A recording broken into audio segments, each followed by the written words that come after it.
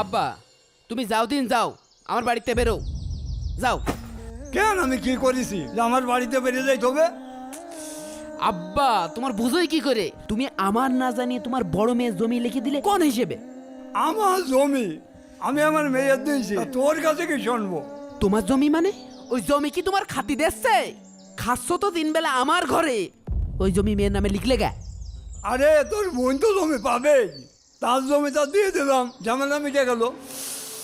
জমি পাবে আমি তো অস্বীকার করছি নে, তাই বলে তুমি জমিটা লিখে দিবা? ওরা লিখে দেবো না তা কি করবো? সে তো জমি পাবেই। তোমার মেয়ে জমি পাবে তা আমাকে বাড়ি আসতে পারে না? আসলেই তো আমি ফারাজের টাকাটা দিয়ে দিতে পারতাম। মনি তোর দুলো ভাই সব থাকেন না, ওই জায়গা জমির জন্য তোর বোনের খালি গায়ে হাত তোলে। তাই বলে আব্বা তোমার এই জমি লিখে দিয়া একদম ঠিক হয়নি। মা মরা মেয়ে আমার সারা জীবন পাড়ার লোকের লাতে যা খায়। থাক আব্বা, এই দোয়াই দিয়ে সারাটা জীবন আমার ফাঁকি দিয়ে গেছো। তোমার মেয়ের বিয়ের সময় ওই যে আমাকে 6 কাঠা জমি ছিল সেইটা বেচে 3 লাখ টাকা দিলে। তোমার জামাই বিদেশ যাবে সেই জায়গাটায় তুমি দিলে আরো 2 লাখ টাকা। কই তোমার জামাই তো বিদেশ গেল না, আর আমাকে সেই টাকাও তো ফেরত দিল না। আমি তো ভালো মানুষ, এই জন্য কোনো হিসেব করিনি। এইসব হিসেব করলেই তোমার মেয়ে 1 সুতো জমি পায় না, তা তুমি তার কোন হিসেবে জমিটা লিখে দিলে? ওরে আমার জমি আমি পাড়ার লোকের দেবো না কে তো মুছে দেবো, সে আমার ব্যাপার। বেশি ঘ্যান ঘ্যান করলি তোর ভাগটুক আছে না, ও যাও পাড়ার লোকে দিয়ে দেবো না আমি। কি আব্বা, তুমি আমার বাড়ি থেকে আমার বাড়ি খেয়ে ভালো মন্দ খেয়ে তুমি আমার বিরুদ্ধে এত বড় কথা বললে? যাও যাও, তুমি তোমার মেয়ের বাড়ি যাও, আমার বাড়ির ধারে কাছে আসবা না, যাও।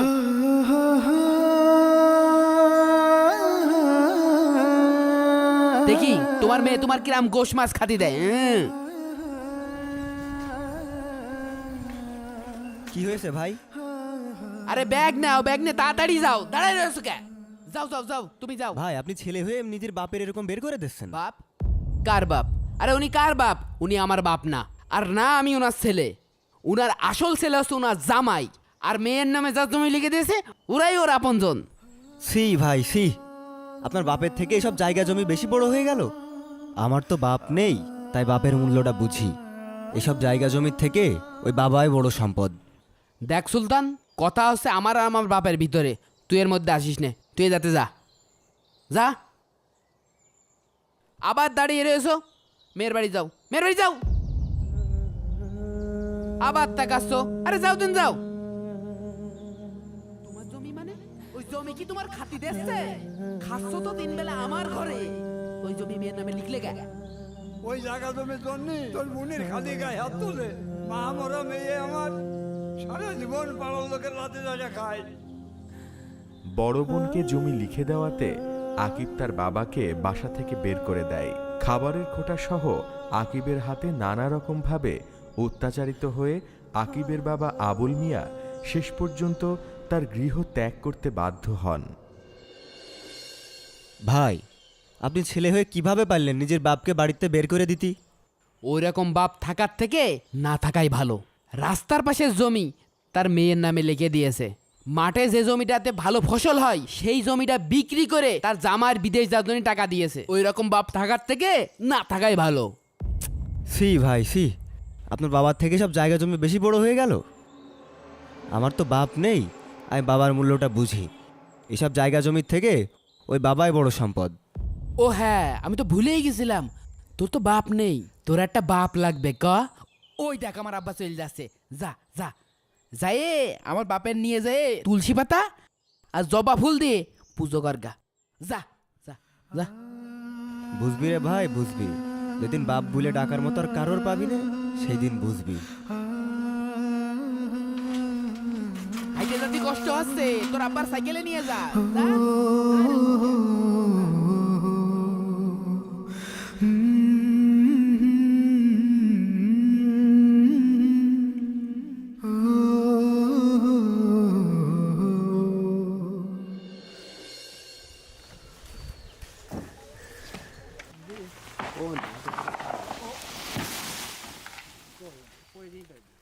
গাছ তো প্রায় কাটা শেষ, কিন্তু কাকার আসার কথা এখনো আসলো না। কি গো বাপু, গাছ তো সবই কেটে ফেলাইছো মনে হচ্ছে।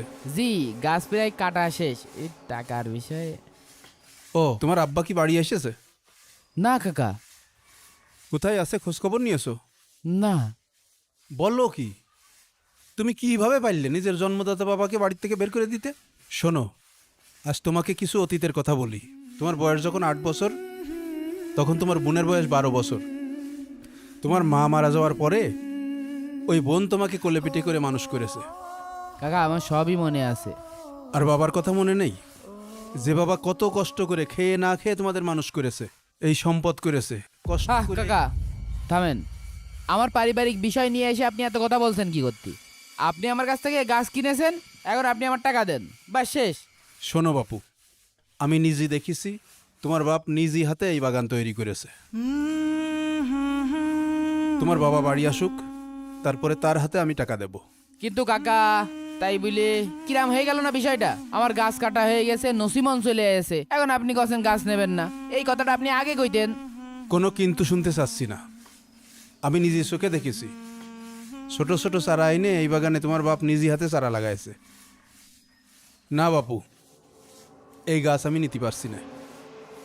তোমার বাপ বাড়ি আসুক, তারপর তার হাতে আমি টাকা দেব। কিন্তু কাকা তাই বলে কিরাম হয়ে গেল না বিষয়টা? এই সামান্য কাঠ নিয়ে তুমি এত চিন্তিত হয়ে গেলে, অথচ তোমার বাবার সন্তুষ্টির পরে নির্ভর করছে তোমার জান্নাত জাহান্নাম। আমি আব্বার আনতে যাচ্ছি, আমার ভুল হয়েছে মনে হয়। যাই আব্বার খুঁজে নিয়ে আসি।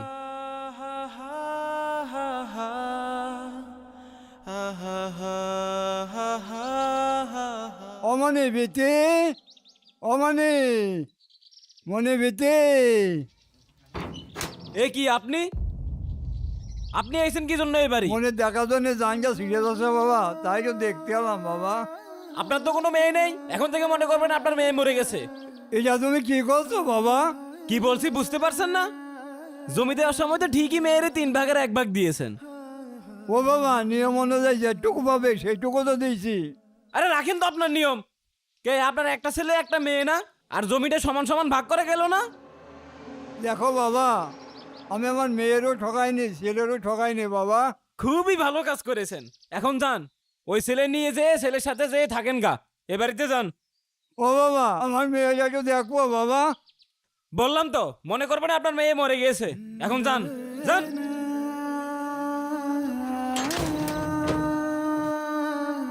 এক টুকরো জমি নিয়ে দুই ভাই বোনের ঝামেলায় অবহেলার শিকার হলেন বাবা আবুল মিয়া। নিজের ছেলে মেয়ে কারোর কাছে আশ্রয় না পেয়ে তিনি এখন পথে পথে ঘুরে বেড়ান।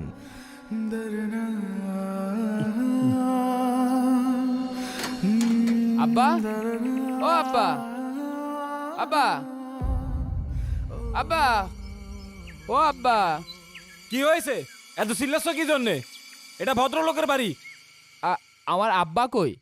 তোমার আব্বা কই মানে? এখানে আসেনি সে। আব্বা আসেনি মানে? আব্বা, ও আব্বা, আব্বা। বললাম না এখানে আসেনি, যাও তো বাড়ি যাও। আমার আব্বা নেই মানে? আব্বা, ও আব্বা, তুমি ঘরে আসো আব্বা, বেরিয়ে এসো আব্বা। আব্বার খোঁজ রাখতে পারে না, জমি নেওয়ার সময় আবার ঠিকই পারে। যাও। আমি এখন কি করলাম? আব্বা, আব্বা, ও আব্বা, আমার ঘরে বাবা কোন? আব্বা গো।